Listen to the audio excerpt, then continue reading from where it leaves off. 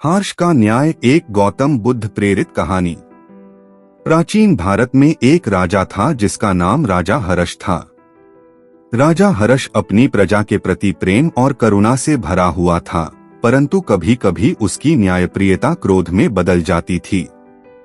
हालांकि उसके मंत्री और दरबारी उसे सच्चाई दिखाने का प्रयास करते थे, परंतु राजा का अभिमान उसे मार्गदर्शन स्वीकार करने से रोक देता था।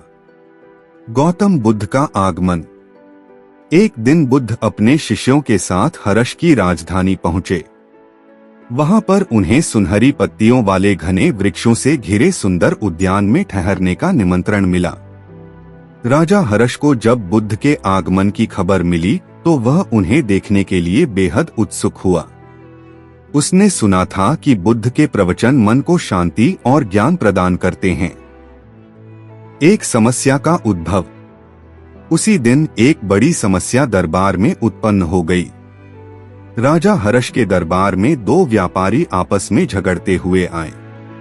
पहला व्यापारी कह रहा था, यह व्यक्ति मेरा धन चुराकर भाग गया है, मैं इसे न्याय दिलाने आया हूँ। दूसरा व्यापारी प्रतिवाद करता हुआ बोला, यह झूठ बोल रहा है, मैं तो निर्दोष हूँ, यह केवल मुझसे ईर्ष्या करता है। राजा ने दोनों को गुस्से में देखा और कहा, मैं शीघ्रता से न्याय करूंगा।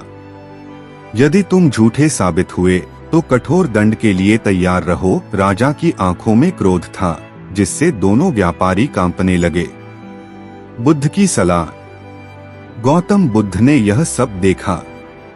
उन्होंने धीरे से कहा, महाराज, क्यों न हम थोड़ी करुणा और धैर्य के साथ इस समस्या को सुलझाएं। राजा हर्ष को बुद्ध का यह कहना अच्छा नहीं लगा, परंतु वह उनकी ख्याति के कारण मौन रह गया।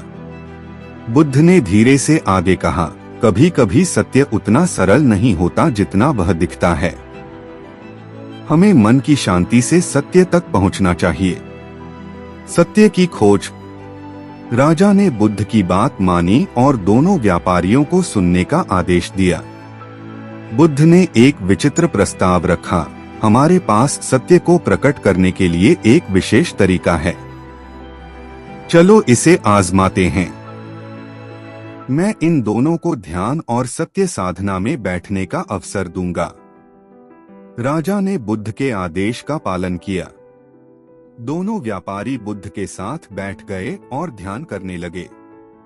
बुद्ध ने ध्यान की प्रक्रिया शुरू की और दोनों से कहा, सत्य हृदय में छुपा होता है। यदि तुम सत्य बोलते हो तो तुम्हारा मन शांत रहेगा। झूठ मन में अशांति लाता है। एक व्यापारी का परिवर्तन। ध्यान के कुछ समय बाद पहले व्यापारी का चेहरा शांत हो गया, जबकि दूसरे व्यापारी का चेहरा क्रोध और डर से भर गया। बुद्ध ने यह देखकर मुस्कुराते हुए कहा, सत्य तो स्वयं प्रकट हो गया है। राजा हर्ष ने पूछा, मगर यह कैसे संभव हुआ? बुद्ध ने कहा, जो निर्दोष है उसके हृदय में शांति रहती है। जिसने अपराध किया है उसका मन अशांत हो जाता है।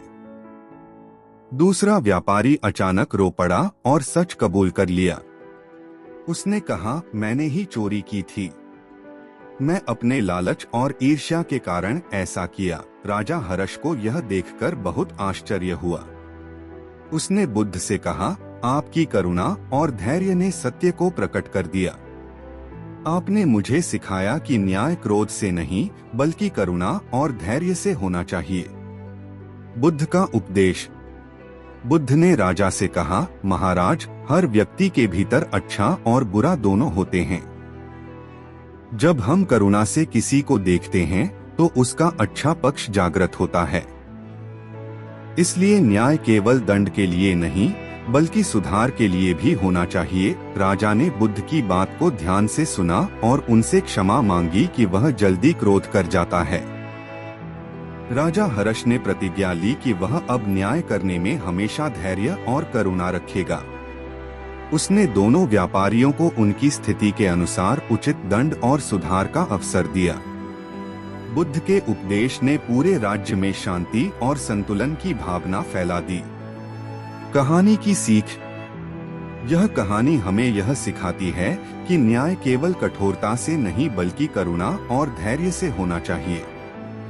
गौतम बुद्ध ने यह दिखाया कि सत्य को प्रकट करने के लिए धैर्य और करुणा कितनी महत्वपूर्ण होती है।